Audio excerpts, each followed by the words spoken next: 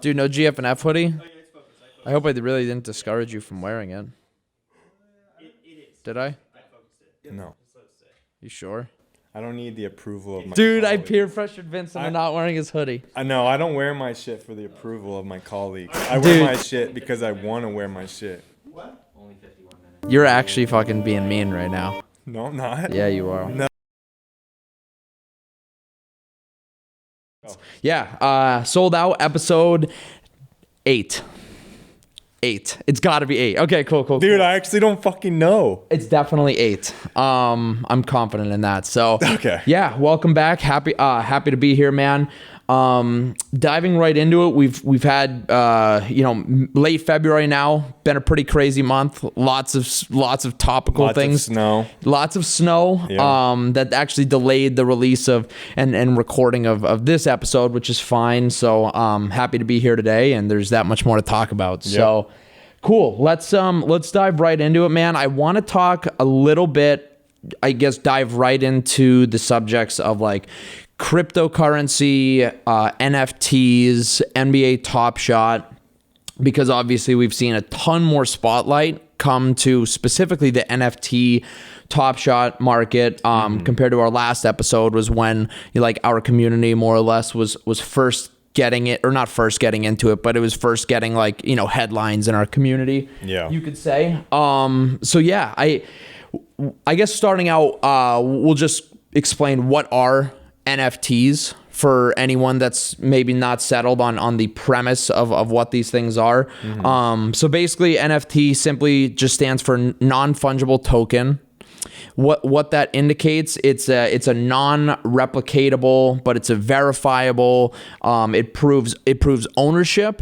That the token, it's just it's code, right? It's a token that proves ownership and scarcity, and allows it to be basically traded off the premise of it can be verified that they're legitimate and actually as scarce as they say. Yeah. This can be applied to a painting online, just a still frame, something online. It can be a video clip. We see that with NBA Top Shot. They're video clips, specifically like crypto kitties. They're actually that was one of the first that got a lot of publicity. It was well marketed back in 2017. Crypto kitties were virtual cats that you bred. Yeah, I have one. Yeah, exactly. From way back then. I don't know what it's worth. So that's one thing to about NFTs, is that there's a really broad application. You know what I mean? For what an NFT could be classified as. The coolest applications are the ones where, so there's games where you can literally buy property. Somebody bought a part of a racetrack in a F1 game. Okay. And so they bought it. And so anytime there's a race that is run on that track, they get a 5% dividend. So it's they paid, I think, I don't know, 90,000 for this piece of property on the track. And anytime there's a race so clearly you're probably paying Ethereum or something to run these races or something. Yeah. And they get a 5% dividend every time a race is run on that track. So that's kind of in my opinion, the coolest application is that's interesting. The video game, purchasing. Well, you could purchase items or whatever for a game. Yeah. And then you would own that NFT, and you could make money in the games from that. Yeah. Residuals cool. Almost. Well, yeah, it's just dividends. Okay, so my question, and I have a question. NFTs are built on the majority of them are built on Ethereum, from what I understand. What exactly does that mean? Does that just mean that they're they have to be purchased via Ethereum? What exactly does that mean? They're built via Ethereum. Does that mean they can only be bought and sold with that particular crypto? Well, yeah, and they're bought and sold on a certain type of Ethereum token, ERC. I think it's 721 or something. There's a couple of them that are popular. Okay. They're tokens. Anyways, you can trade them on that network, but you also store them in MetaMask or some sort of Ethereum wallet, I guess you call it. So that's all that means when it's like most of these were historically created on, there's 2 tokens to Ethereum ERC. I don't know the 2 off the top of my head, but yeah, that just means they were created by developers on the Ethereum network. And so, yeah, you can't like take them and put them on like Bitcoin or some other network. Makes sense. And also like they're all unique. So you can't like, you don't have 2 of the same. So you don't just like, I don't know. They're all unique. So it's not similar to Bitcoin where it's like you can move your Bitcoin and combine them together and stuff. Exactly. It's its own They're literally token. unique. So like NBA Top Shot, if that's because that's built off Ethereum as well. Is it? I think it. Well, regardless, if you take two different types of NFTs, like Top Shot and CryptoKitties, Right. you can't exchange them. Exactly, So yeah. that is an important thing. separate. Exactly, that's an important thing to That's what I was distinguish. trying to say, yeah. Yep. With NFTs, I mean, conceptually speaking, there's a really, really strong argument for NFTs like being the future of collectibles and collectability in general. And I mean, the arguments for it are strong, like basically replacing the whole, hey, check out this Charizard or check out this painting or check out this thing that I have framed at my house or in my basement, that, hey, it's limited to 10, which I can prove to you by showing you this certificate of authenticity or whatever. The argument is just that the fix, we're going to get that fix like as a society via digital collectibles. I mean, everything's switching to digital. We've seen a super heavy push to digital, especially over the last like year or two in particular. And I mean, I don't know. I think that there's really, really strong arguments, but also like there are counter arguments such as, well, people want to hold their collectibles. People want to touch it. So and I would, but these younger generations, especially like the kids that are growing up now, like even if Top Shot is not the one, right? Like I mean, what we are seeing with Top Shot, no matter what, and I mean, just for like the sake of integrity, I was definitely not fully well versed in the premise of what Top Shot even was the last time we spoke on it on the podcast. But like, even if Top Shot's not the one that completely like carries NFTs and that whole the whole initiative and industry, there's so much like big corporate backing, like from the NBA, from like all these economists and I mean, there's a massive amount, and obviously you've got like the Gary V's of the world in this space that are pumping it as well. And I don't even know if pumping is the right word. They're backing it via their platforms and whatnot. They're backing this movement. So I do think that we're gonna see like Pokemon's doing their first. They're rumored to be doing that. Yes, and like, bro, like I don't know.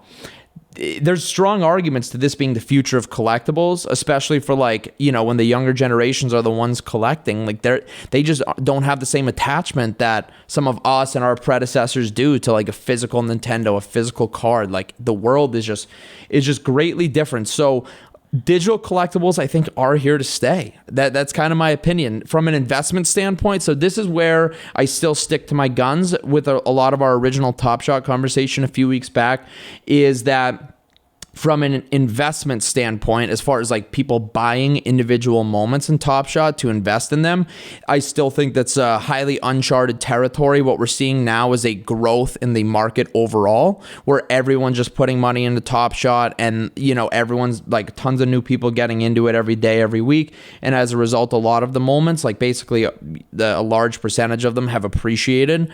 So as far as like making investment calls into individual Top Shot moments, I still think that's like a zero-sum game. It's just uncharted territory, I guess you could say, and it's highly risky. But like buying the individual packs, that's very viable now at this point. I mean, I think that it can be almost highly recommended to buy the $9 packs and see what moments you pull.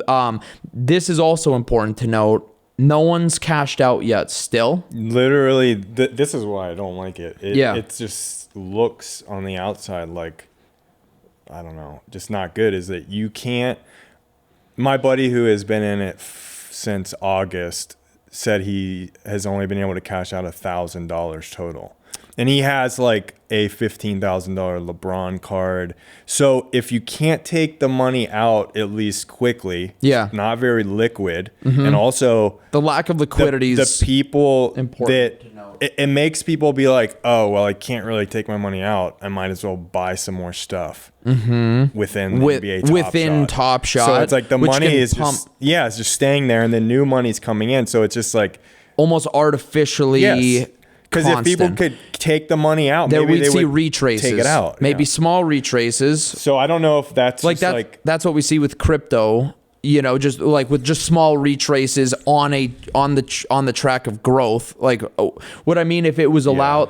Top Shot is not a completely natural market environment or setting right now because no one can pull out. It's very hard to, you have to do like the KYC, I think, with them, meaning know your customer. Okay. Which, like you literally have to send in IDs and everything, and they have to check, you know.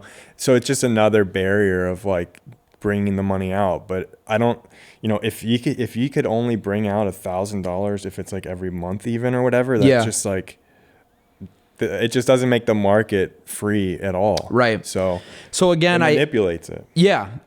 But I do not believe that takes away from the legitimacy and the future, which I think are, the NFT market. I mean, I don't even think we have to say the NFT market. I think you have to say just digital items. Yeah, digital collectibles. You have EVE Online, guys paying thousands of dollars. EVE Online is like an older, it takes place in space. Like you buy spaceships and all this crap, and they're thousands of dollars people spend on the spaceships, and they'll like go to battle and like destroy one another's ships, and you'll lose like what the money you put in, real money. So that was kind of like the first use case for digital. Guys buy like World of Warcraft items, accounts, and now like Counter-Strike items. Guys showing them off. Oh, there's skins being sold for over $100,000. I see it every week on my timeline. You know, guys selling these very expensive skins, pros using the skins. So like the use case to me for digital is like, how can you almost show it off? Like, so video games, like you can show that off to the rest of the world, especially like streamers. Like you said, the professional players, and the professional players will literally like, they won't own the $100,000 AK-47. People will like loan them to them that are big skin traders. And be like, look, device, or like these big guys are using my skins. Show it off. So to me, I love digital. I love like an NFT. Like they're very similar to me. Sure, they're like, you can't replicate them and all that. But you can't really replicate digital, Counter-Strike skins and all that either. It's very difficult. Like, you just can't do it. So that being said, I think that if you can find a way to like show off your digital or your NFT or whatever, then I see a case for that. And I think the way... There is a case for it. There is a case for it. I think the way that people are going to be showing them off, it's going to be like integral with social media. You know what I mean? Like we'll see. If you could tie it in and show it off somehow. For sure, dude. Like imagine that. Like if like imagine, man, think about this. Like Twitter, Instagram, like a big platform having like a way, like just like a way to show off a verified, tokenized digital collectible via their platform, and it's like completely legitimate. So it's not me typing a tweet, hey, look what I have, with a link or a screenshot, but it's literally integrated into their platform. Like, in my way or in bank of however I'm storing a particular digital collectible, there's a way to share via Twitter, right? Like a button or something that I can press. It's interesting. So what you're saying is that you think that like, okay, these non-fungible tokens are here to stay, in the sense like the digital collectibles are here to stay, but not necessarily in the exact same use case and application as a Charizard card in a safe or a Pikachu card in a safe, but it'll be more in the sense of like they'll be how can they be used and displayed in the online virtual space? How can you show them off? Right. Because there's guys in Counter-Strike that don't play the game, but they can still show them off, the items. You can look at their inventory. Yeah. They'll show pictures of them, and they'll never even play the game. That's interesting. And some of the traders don't play the game. They just make money from trading them. How does, like, what's the, I'm not in, like, CSGO. I've never done, like, the skins. Like, what's the marketplace environment? Is it, like, how do you not get ripped? Like, how do you know that it's legit? Whatever you're buying is legitimate, not a scam. Like, how does that? Because the company behind it. Just what? No, I don't know. I don't even know. So walk me through the process of like just buying. Like, what's the process of just buying CS:GO skins? Well, you can buy it from Steam, which Steam like they own the marketplace. So like you sell. Let's say you have like a $5 AK. You want to sell it and get a different item. You sell it through the Steam community market. You just put it up like a listing. You select in your inventory the gun, how much you want to sell it for. Then somebody can see it on a big marketplace and they can purchase it. And then you get funds in your Steam wallet, like US dollars, that you can add. Like you could add $5 to your wallet if you wanted to. Yeah. And you buy it that way. But a lot of the high end like trades aren't done through the Steam community market. It's just like some guy will message you on Steam. Like there's chat and everything on Steam. Steam is like a platform to buy tons of games. Yeah. And Counter-Strike is just one of those games. Okay. So you could message somebody and say, hey, I want to buy your, expensive knife for $5,000. Yep. Most of the time that's done traditionally through crypto. And that's what I first started using crypto for and saw, wow, this has a huge use case. But yeah, so a lot of the transactions for higher end items are done off of the Steam community market. But cool. You can't, like, why it's NFTs are like saying that their thing is like you can't create these, you can't create two of the same or something. Yeah, because of the way they're tokenized. And like there's no chance that you could destroy them or whatever also because it's on the Ethereum. It's like a smart contract. Yeah. But the same can be said about you could that digital items like, on Counter-Strike. Sure, they can't be destroyed, but the demand could just not be there.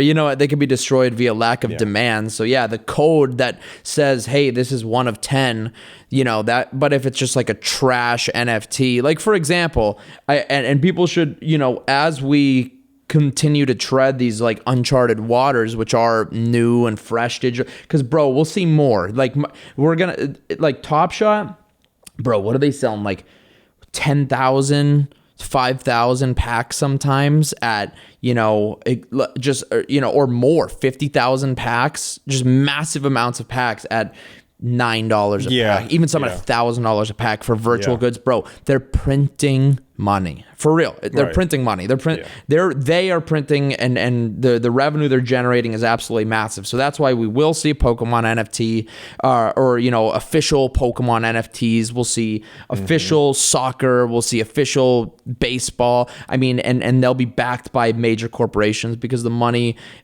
is there. So I guess my point is that just because they're legitimate doesn't mean that they're going to the moon, right? Something could be tokenized and legitimate and backed via a company, but like if there's no consumer demand behind it. But that's why, Pokemon, huge potential in digital Pokemon collectibles. I'm here for it. I'm excited to watch the growth and progress, but I think people should tread lightly still from an investment standpoint with especially I'd rather buy you could say the network that they're built on.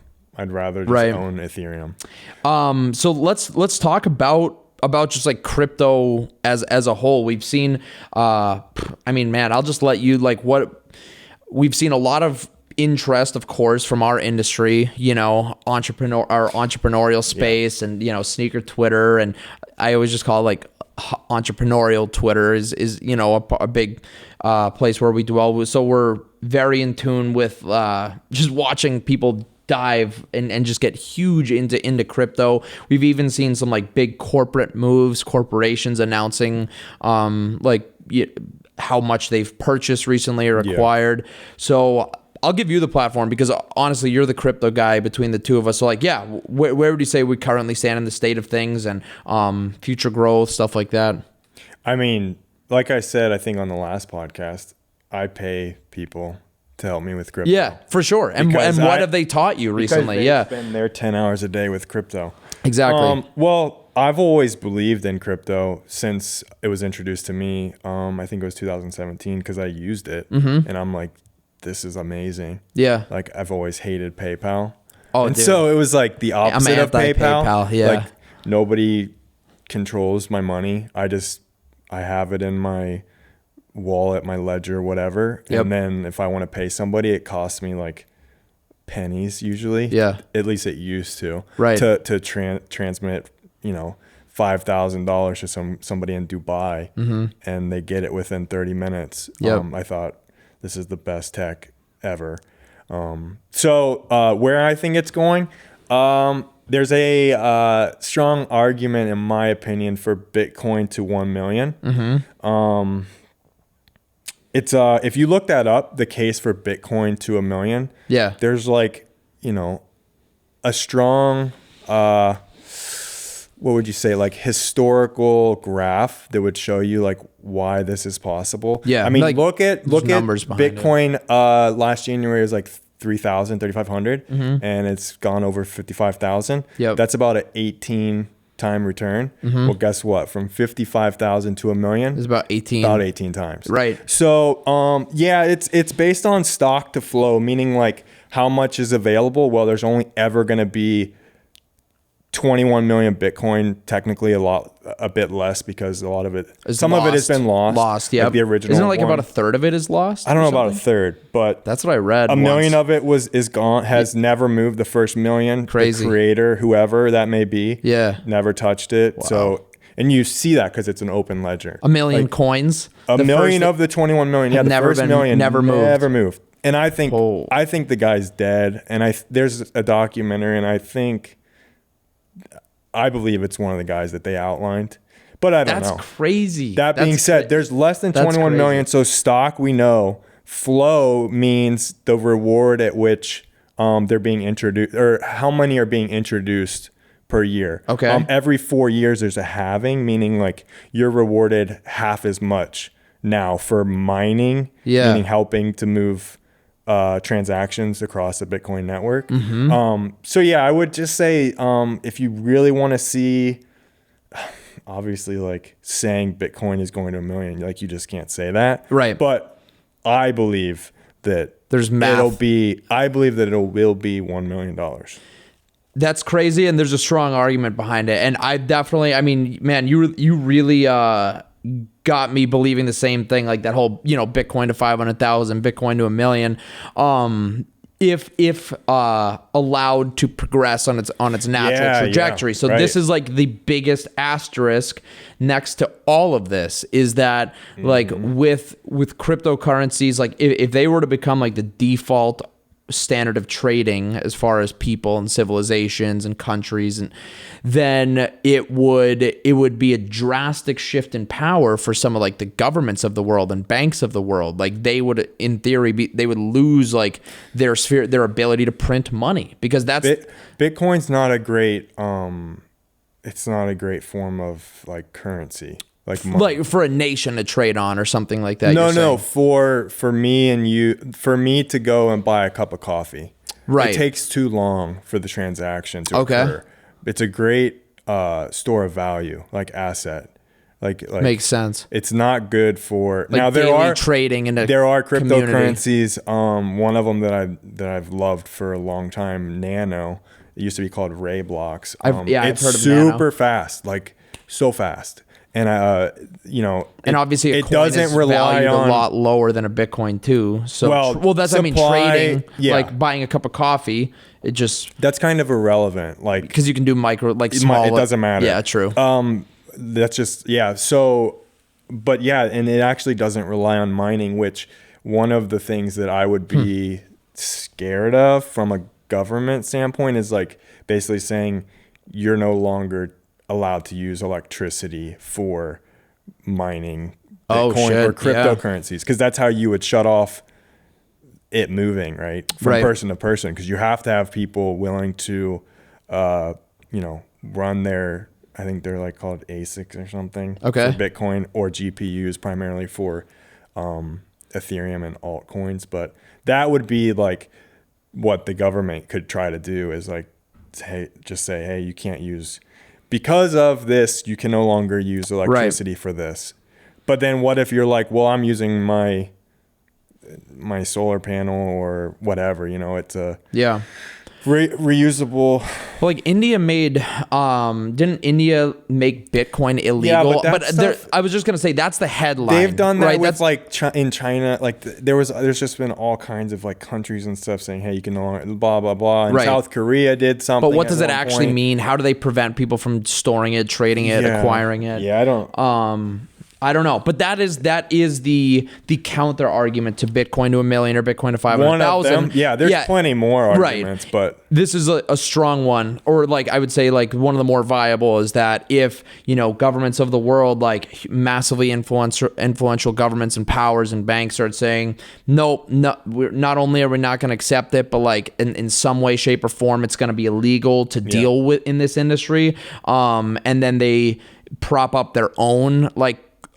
their own coins, like government backed or nationally backed cryptocurrencies, that way they can continue to have the ability to maintain their systems of control and print money and whatever it is, you know what I mean? Like that's the argument for of Bitcoin being stopped on its run to 500,000 or $1 million. One of the stronger arguments, to correct myself, but yeah, it's crazy, man. It's super insane. Like the growth is nuts. When did you say it was 3,500 per Bitcoin? Like last January, dude.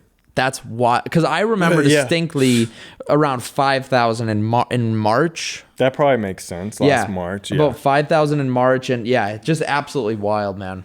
Absolutely crazy. A lot of people and everyone's talking about it too.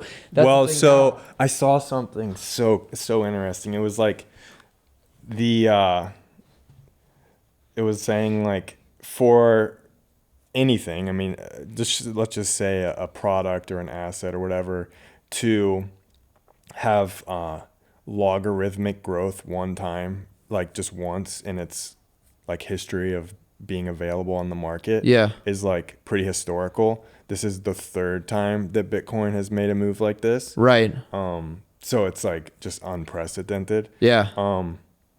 But there are certain like what you would call price levels and things psychological where like people are looking to buy still much lower than where it's at, above 50,000. Yep. Just based on, actually, it's not that history repeats itself; it's that it rhymes. Yep. That's a Mark Twain saying. Right. And so there's some just strong levels where people that have been in it and do like the charting techniques. Are looking to buy it at, and it makes sense historically why they're doing that. But it's at a high price now, and I think even if you were to buy now, I think you're good. But right, and you might see some small retraces in the immediate future, but long term, you believe the growth is there. People trying, the people that are. I've said this. You put 10% of your money in. Mm-hmm. Off camera, I'll tell you, I'm doing more, man. Now I am. Now on camera too. I don't know why I believe in it so much. I respect it. Well, you believe in it, and you're not just preaching it, you're practicing it yourself. But that's the same to say about NFTs and Top Shot and all this stuff. Yeah. I think if you believe in something and you think like it's great and whatever, like maybe there's guys that think these moments are gonna. I saw a thing like maybe these moments are gonna start to have like audio, like unique audio, like players talking or saying something, or so maybe you believe like the future is in for cards is this Top Shot sort of market, but I personally not really for me, but I mean there's an argument like we just laid out that digital, I just consider it a digital asset, if you want to call it an asset. I'll tell you one thing that it solves. Digital collectibles, it is the answer to like an ever growing question of like, how do we distribute physical stock? Like from these retailers, physical shoes, physical cards. You know what else it solves? What's that? The grading.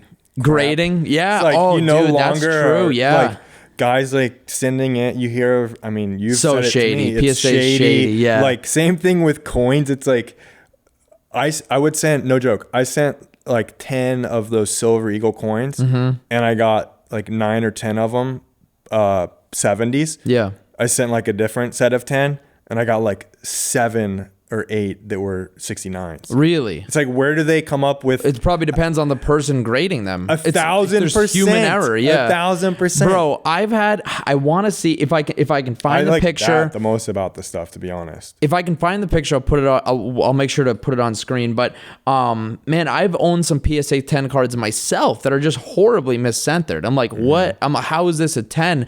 It's very, very abstract. You're right. That will solve that problem of inconsistencies. That's what I like the quality most control, about the digital stuff. Yeah. And I mean, they can't be falsified or destroyed. Well, yeah. Like, they're not going to have water damage or whatever. Like, right. So I guess, like, from a collector's standpoint, man, there's massive frustration, which I get and I sympathize with. There's massive amounts of frustration in like the sports card hobby in general. People just cannot get the stuff, bro. Like, people cannot get optic football. They cannot get prism football or whatever cards they want. Now, part of that, my response would be the retail price on the box doesn't actually mean that's like the market value of an item. So it's like, if a blaster box on the if the market is just hot enough to the point where a blaster box is selling for 70, that really is the market value. And if people want to engage and rip those boxes and partake in the hobby with that particular product, they're going to need to buy in at that price unless they get lucky at a Walmart or Target. And that's just the world. Like, that is just a free market. And supply and demand working. Obviously, there's supply chain limitations. A lot of it's intentional. Like, Panini could print more optic, more prism, but they're not. So I think that people ought to remember that. However, with Pokemon, I don't know if you've heard of this, but Pokemon, like, they just can't print enough. So they're actually building. Yeah, and I put that in our group about how they're going to be building all the new printing facilities. And they're going to be printing a lot more product in like a year and a half. Yeah, so and like maybe older like stuff from the past few years again. Exactly. So this is really interesting. Cool stuff here. So in 1999, like when Pokemon first released in the US specifically, the cards, I should say, it was so hot and so popular that base set unlimited, not first edition base, obviously that was just like it was first edition, but base set unlimited, the demand was so high that they actually stopped printing hockey cards, baseball cards, football cards, basketball cards. Like every major sport card that year, they stopped printing at all these U.S. facilities, and they just switched to Pokemon only. That's how high the demand was back then. Yeah. Nowadays, there's way more printers, way more printing facilities, but there's just not enough printers in physical existence to keep up with the demand of Pokemon. Isn't that, like, think about crazy, that. Yeah. So they're having to actually ground up many, many new printing facilities in hopes of catching up to the demand. There's a YouTuber, SM Pratt, that made a really eloquent contrast between the way that the Japanese Pokemon market is handled versus the American Pokemon market, and how they just really seem to have their finger on the pulse of demand out there as far as just like production. They produce the right amount of cards. Like, the print runs are accurate they're gauged off of the demand of the population and the demand of the brand. So what you end up having is like a really healthy balance of people getting cards for retail, and also the chase cards become increasing in price, and the market overall is just healthy. Whereas in the US, you have a lot of like what they similar to Evolution's Pokemon in 2016, where they printed it. They didn't even think it would be popular, but then it ended up being, and at first it was a joke, and then it ended up becoming popular, wildly popular. And then they were like, oh my God, we need to print more. And then they printed way too much, right? So in the US, it just seems like it's just purely trying to capitalize off this market and print as much as they think will sell. So it's really, really interesting though. And that's why a company like Pokemon, that corporation, I mean, I think that they're going to take this NFT thing and just run with it. Aren't they the highest grossing media brand like in the world? Pokemon. I have like no idea. brand as far as I don't know. Like Nintendo owns Pokemon. What's that? Nintendo owns Pokemon, right? Nintendo, dude. So all I know is that Pokemon as a brand, like not in that category. I don't know what category this technically falls in, but like a media category.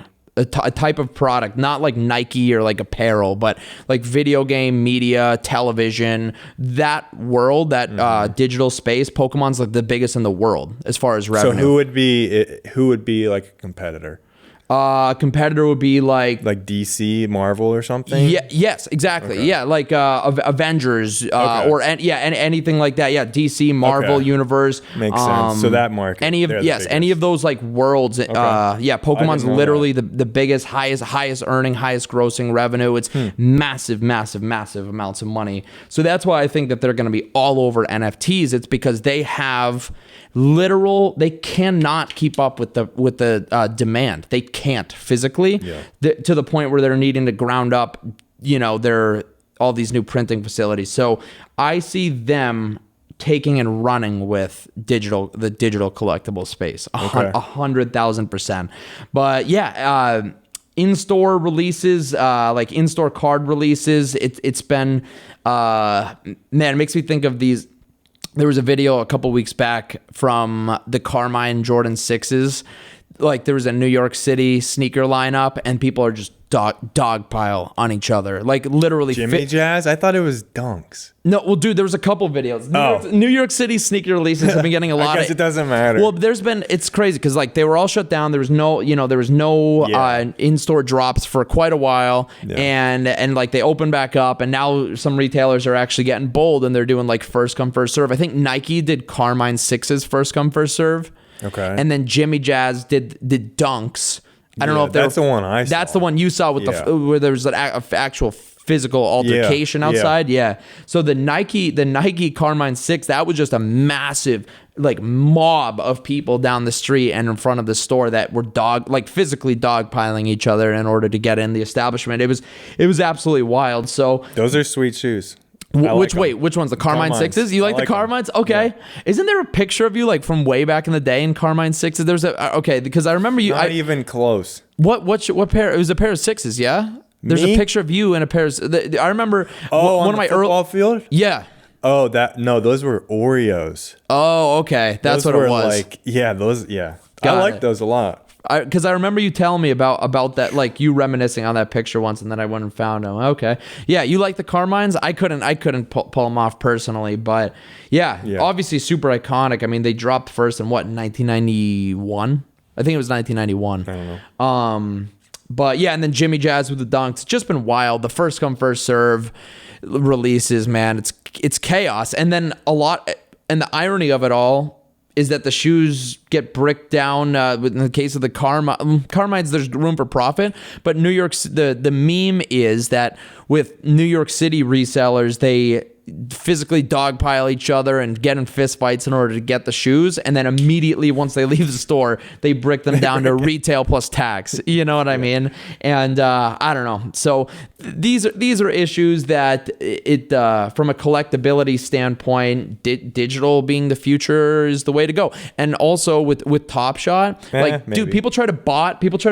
Yeah, maybe, but people try to bot Top Shot and they like clip your accounts. Did you know this? I know. That is why, just another reason I don't like the way that's run. Top Shot specifically, you're saying? Yeah. Like CryptoPunks, the first NFT. CryptoPunks is the first one, and then CryptoKitties is the one that got big. They got pretty big. Okay, yeah. So, yeah, CryptoPunk was the first one. There's 10,000 of them. They're all like unique. One of them called Alien. There's like, I don't know, maybe 10 or 11 of them. Okay. Sold for like a ton, like $700,000. But like that isn't controlled by some company, you know? Yeah. Like nobody's going to say, hey, you can't trade this. You can only trade them once every 6 months. Or like this week, we've now retired this set. Yeah. So now it's going to the moon. Going to the moon. Yeah. And guess what? As an owner, I have half of them. Right. and it's weird. Like you could technically, they could True. have fake sales on their platform. You're right, because They it's could all be buying it's a in- private. they Yeah, could they be could be buying buying it and selling in it themselves. So that's I an don't- interesting contrast. That's why I don't mess around. I mean, I Top Shot personally would not specifically. mess around with something like that. With like buying the individual moments, you're saying, like investing buying in the Top moment. Shot. Yeah, I feel that. Definitely feel that. But I'm not saying it's not a bad idea.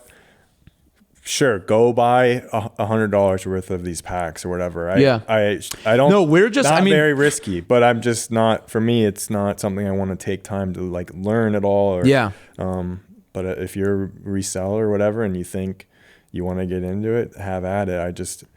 I saw it before with there was like people making virtual guns, kind of piggybacking off of Counter-Strike. Mm-hmm. There was no like, they were trying to build a game so you could view the skins in the game. Yeah. And they had $20,000, $30,000 sales, and then it tanked like 3 months later because nobody cared. That's crazy. Yeah, like the demand wasn't there. Simply, yeah. Yeah, and they were probably, the company doing it, like pushing this, was probably just buying them themselves to pump up the market. Yeah. Makes sense. All the in-store like pile-ups, dog pile conversation. Target, a couple like, there's a couple things that we touched on for a couple podcasts, and now we can conclusively say like what has all occurred. Yeah. Target has a hard limit in their system of like 3 cards per customer now in a transaction. Per SKU, right? Per SKU. Yeah. And like it'll literally flag, like it'll like lock the register if you try to scan more than 3 of the same SKU of a card. Mm-hmm. So that's an update with Target. They are continually trying to prevent resellers. So no surprise there. The trophy room Jordan 1 backdoor situation, like now in hindsight, our last podcast we recorded just maybe a couple days before the drop or something like that, slightly before the drop. Now the drops happen, winners were selected, and we can talk about it in hindsight. Nobody won. there was zero. Some guys won, but it was like his buddies. It was he his like friend. in pictures with and stuff. There was one dude. Yeah, there was like one dude who, for a second, people on Twitter thought was a legitimate winner of the trophy room raffle.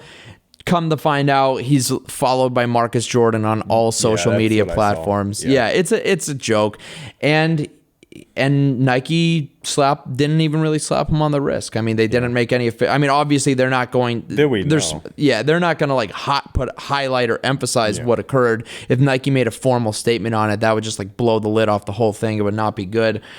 Some people on Twitter were. I've seen people talking about just the contrast between other stores that were just simply accused of backdooring, like no physical evidence, just accused of backdooring, and they lose their contract, or their contract takes a massive hit. They're not allowed to sell the same amount of Nike. I mean, and Nike just completely cuts them off and makes them bleed out. They're losing money, and they have to lay off employees. Like just bleed out. Yeah, I mean, just at the. I mean, Nike cuts your contract, and you can't even sell Jordan 1s anymore. Right. I mean, if that's what if you're just like, you know, an important part of the streetwear of your area, providing like, you know, whatever it is, like Jordans, and Nike just cuts you off, like you're just gonna bleed out. You're gonna bleed money as a business, because they're just gonna send you dog shit second tier shoes and stuff like that. Like Nike contracts are super interesting. But yeah, that like. I don't know. I do think that the inconsistency is a damn shame. The fact that like a small boutique that like grinds for 10, 20 years to get there, that type of, not even the type of Nike contract that they can get a collaboration. Like the store that I keep circling back to in my head is, I want to say Blends US, I think was a store that got accused of backdooring. Like they weren't getting collabs like Trophy Room is, you know what I mean? But Nike just like completely, you know, lays the hammer down on these other retailers, whereas Trophy Room, they'll probably get, who knows, maybe they won't get more collaborations in the future. I don't know. The entire thing is gross. It's really gross. It's really messy. People are upset about it, and prices have gone even higher, dude. Did you see how much they were now? They're like 4,000. They've gone up. It's impressive. Yeah. Just how scandalous this one release has been. I mean, goodness gracious, it's been a topic. It's been a scandalous shoe since since the pictures first leaked. Yeah. Literally. Do you like the shoe? I think they're fine. You know what I mean? I think they're cool. For sure. It's like a red and white Jordan 1 with like a nice like sparkly shine to it. I mean, yeah, they're fire, bro, for sure. But $4,000, no, because I saw someone post a picture of like what was it, 2015 Chicago Jordan 1, just like Chicago colorway for $2,000, and then these are $4,000. It's like you guys have lost your minds, basically. Yeah. So yeah, wild, man. Really a gross situation, and now he's like such an absolute meme on social media. Like he's just, I don't know. The whole thing's it's not good. I wonder if we'll see him on the sneakers app anytime soon. So on the sneakers app, yeah, like just being promoted by them. Well, he was on there like a month or two ago, and they shocked, like hyping up the shoe. No, he right? was hyping up something else, and they shock dropped it. Okay, I remember. But yeah, it'll be funny to see if he comes back on. Definitely. What would it be for? I want to talk a little bit as well about Supreme. Supreme's season kicked off recently. We saw week 1 Cause box logo. It was pretty dope just to see like them do a box logo on week 1. A very underwhelming box logo. So bad. Of course. I mean, dude, think about how cool or how just really crazy a Cause Supreme collaboration and box logo could have been. They really could have done a lot with it, but it was just plain Jane. I don't even see it. There's really and nothing super that high like production. Super high production. Tons. What I heard the most ever. Really? What are prices at now? I don't know. Yeah. 250, 300, depending on size, probably in color. Gotcha. They could have done a lot with it being a Cause collab. I don't know. What I see with Supreme now is a brand that's cooler to resell than it is to wear, right? And that is a problem as far as long-term profits on the items. Yeah. Yep. So I don't know. I don't hold Supreme. My philosophy in it currently is this: Supreme is obviously a massive, massive brand, multi-billion-dollar corporation that's changed hands, right, and they've been able to scale it. So what Supreme has done, they have obviously crunched the numbers to a impressive degree to where they've been able to squeeze out small amounts of resale money, resale profit on the aftermarket on certain pieces throughout the season, enough to where everything still sells out, and they are able to scale their production, scale their brand, scale their business, billions and billions of dollars over short. It's impressive as fuck what they've been able to do. But what that's done is, again, it's not really cool to like rock Supreme anymore. It's not what it was. That's for sure. But it like the cool thing is just to flip it, and even that is becoming marginally less exciting, you could say, where a Cause Supreme box logo can do margins like that. I mean, dude, think about years ago if they did a Cause Supreme collab on a box logo hoodie, $1,000. You know what I mean? That'd be $1,000, $15 hoodie easily if it was. And it probably would have looked pretty good. And they would exactly. I think that they probably it was run by what's his name, like Jaws or something. Okay, I don't remember. I don't remember his name. The guy who created it. Yes, right. Well, there was just more. Way more. I don't want to say more effort put in the design, but more effort put into the design back then. Sure. Yeah. Yeah. Seriously. Yeah. It's crazy, man. Yeah. I don't know. I don't let it discard like the lack of. That's just a business doing their thing. We can all see what's happening.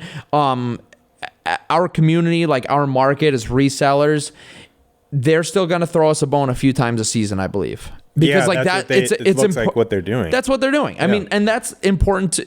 I think it's important to their business model is that resellers are stay engaged with their brand. You know who else I think does this? Who's that? Yeezy now. Yes, dude. Yes, that is literally what Yeezy Here's does. your very limited Yeezy Sun. Here's your re-release of Yeezy Sply. Go make your money for the holidays, Christmas time, whatever. Yep, exactly. And then we're gonna come back. We're gonna GR some a bunch of white 350s or earth tone 350s. Some 350s and yes, bro. That's what they're doing. That is exactly what they did, and they did a great job. This is business execution at the highest level, and people are like, oh man, Yeezys are bricks now. Yeezys are it's dead. Everyone it's dead. Get a Yeezy. Bro, these are billion-dollar companies doing billionaire things. This is what they're just scaling businesses. Everyone get a Yeezy, but can you get the Yeezy Sun? Right. No, exactly. And that's what they've done. I saw a graphic. This was cool. It was this morning, actually, I saw it. It was a picture of like 2017, 2018, 2019, 2020. It was like every Yeezy that released in every year, and you literally can visualize the way that they've scaled their business and the way that they've been able to move more product while maintaining hype and buzz around their brand. I mean, the proof is in the pudding. That is what Yeezy Supply and Supreme are doing. They throw us a bone with a couple profitable items a season, a year, whatever it is, and then they GR everything in between, and they make it's business, you know, and it makes sense. So that's that. I don't know. We'll still hear about Supreme. I think we'll get a profitable box logo, a couple good accessories, and highly limited items every season. But I don't let it discourage me. I just see it's just changing tide in the industry, and there's as Supreme margins dip down, Kith just goes up. Vince wishes Kith would go up. But as Supreme margins go down, there are other markets and other things that are profitable. So or that the margins increase, I should say rather. So yeah, okay, awesome. Let's hit this week's leaks. I know we've got some good upcoming rumors, leaked pictures, stuff like that. Dude, those carpet rooms with the gas canister special box. Okay, carpet company dunks. Is that Dunk they're like highs. blue? They're sweet. What's And they're do you know tearaway. anything about the backstory? What's Carpet Company? I don't even know. A skate brand. Oh, okay. Yeah. Okay. I've looked at their store. Like all their t-shirts were like sold out. I was like, I kind of would want to wear one of those. Right. They have like a cool star logo. But they're tearaway. They're really sick. That's the cool. special box is like a silver gas. What do you mean it's canister. tearaway? Like what Like exactly? when you tear away, like with these, you scratch them. They're pink. Oh, so like scratch off kind of? Yellow underneath. I wasn't sure if you meant like it's like the lance Velcro mount- or No, something. I no. don't know. Okay, yeah. Tear away, like you tear it away and underneath or something. Nice. So it just like scratch off over time. It wears down to a different color. You probably have to kind of cut it. Okay. Interesting. Well, that's cool. You didn't know they did that on shoes? Like the Lance Mountain lows. Have you seen those? I've never owned the Lance Mountain lows I've seen. You cut it off and it's different color underneath. Interesting. Okay. Yeah. So There's a few to be shoes like contrasted that. with like the ones you're wearing where it These literally will like scratches just down. wear from like scratching them Just together. wearing over time. Or the Jordan or the LA to Chicago's or whatever, you know, different because the tearaway you actually kind of got to like cut it and stuff. Yeah, for sure. Those will do numbers, bro. They're sick. It's sick. Yeah, it's sick. I saw the pictures of them. They look fire. That's the first high. Well, I really did want the Notre Dunk high. I thought those were sick. Those are clean, but bro. this is the next best. Hopefully I can get these. Hell yeah. Somehow. You'll buy them on the aftermarket, dude. I don't know, dude. I kind of stopped, but other things have my interest. But that being said, these are sick. I feel that. The next one is it's a Travis Scott Jordan 1 Fragment colorway. So people are calling it like a Travis Scott AJ1 Fragment, but like I don't know if the company Fragment is actually involved in this at all or if it's just slightly reminiscent of the Fragment Jordan 1 colorway. Yeah. I think it's the latter of the two. I think it's just Same. So basically Travis Scott, there's leaked pictures of him wearing these. It's like a blue, black, and white Travis Scott Jordan 1 with the backwards swoosh. That's how you can like distinguish that they were Travis Scott. Your knee-jerk reaction when I told you about these and showed you these is, dude, those aren't releasing. It's just that's an F&F custom pair. I don't know. I thought the same thing with the PlayStation Dunks, and then that kind of did end up being true. They didn't actually drop them, so that Dude, really they're were like just $60,000 or something. I Right. think. I mean, they're not even a shoe. There's like 5 of them. Same with like a lot of the Travis Scott leaks. You know, sometimes they're just customs that are made for him because he's like a Nike boy through and through. So like I'm sure he's got some sample pairs of a few of his different shoes. Guys make them stuff. Exactly. So yeah, I mean, if they were Cool to drop, if they did. oh, cool as fuck, dude. Probably the first Travis I'd try to get like, For yourself to and keep. wear. Oh, bro, I don't have any. that would be fire. Fragment colorway Travis Scott ones would be. That'd be sick. That would be I really insane. have always liked Fragment. Dude, that'd be a wild drop.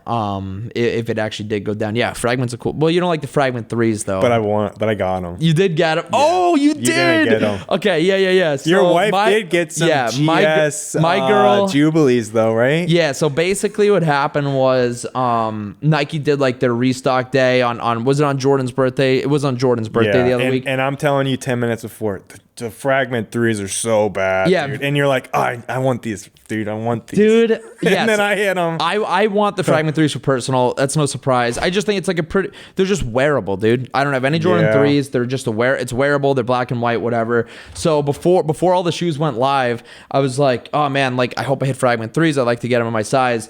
Lo and behold, Vince hits the Fragment 3s in his size, and my girl, I did not give her. This is on me, and I love you, sweetheart. This is on me. I'm sorry for blaming you at first, but she hit all the wrong shoes. She entered for like the what the 5 GS Jubilee grade, So she got Jubilee your 11 size grade in the schools. GS, right? Yeah, good one. Yeah. But no, it's literally not a big deal. I just can't. I just didn't. I was like, hey, make sure to enter this stuff, and I didn't tell her. Did you cancel? Yeah, I canceled them. It literally wasn't a big deal at all. probably would've She kept did hit me fire red 4s in grade school, and so that Those she are actually good? made. You gonna wear them next podcast? Yeah, good one, bro. I think I wear a bigger shoe than you, so good one. But know. You might. actually, I do. I definitely do. I know that for you I know wear that a 13. A 13? No, you don't. You were Yeah. you were a 10 and a half. I don't wear 10. Oh, 11. Thank you. I wear a 12. So see ya. You're just odd. That's why you're not very athletic. Next shoe. Okay, bro. You trip over your feet. Goodness, you just want to like start making fun of each other on here.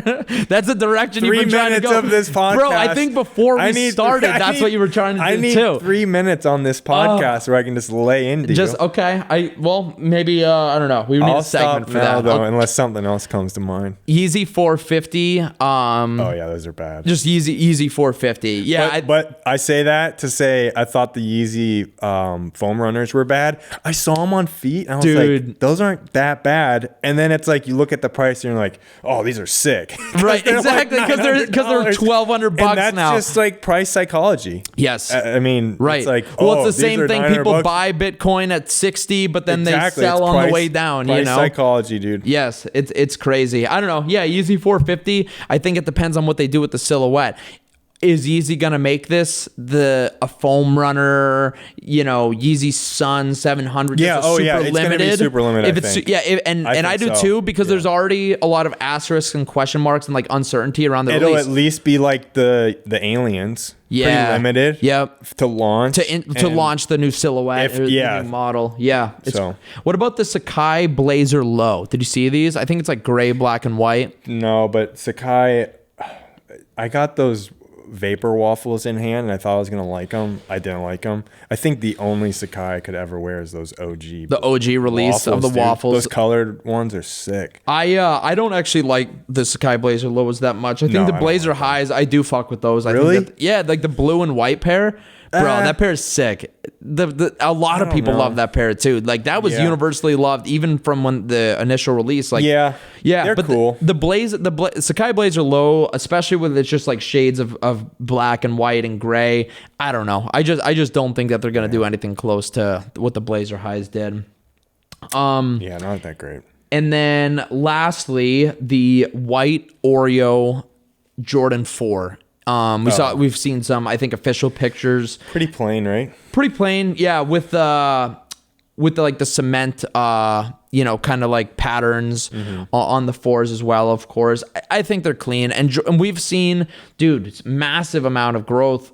Really, in just like the Jordan 4 market since the I remember like when the Last Dance dropped, and then the Bread 4s surged like crazy. Because remember, like all that stuff was just lunch money. Bread 4s, that was just lunch money.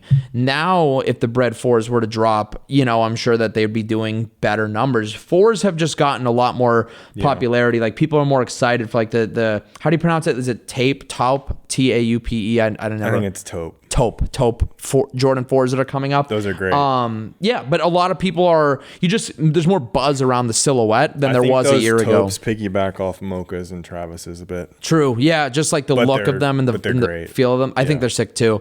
The white Oreo Jordan 4s I think will flip well. Especially even though they are a little plain, just due to the state of the Jordan 4 market. I think they're just really hot right now. So Yeah, not bad. Hell yeah, man.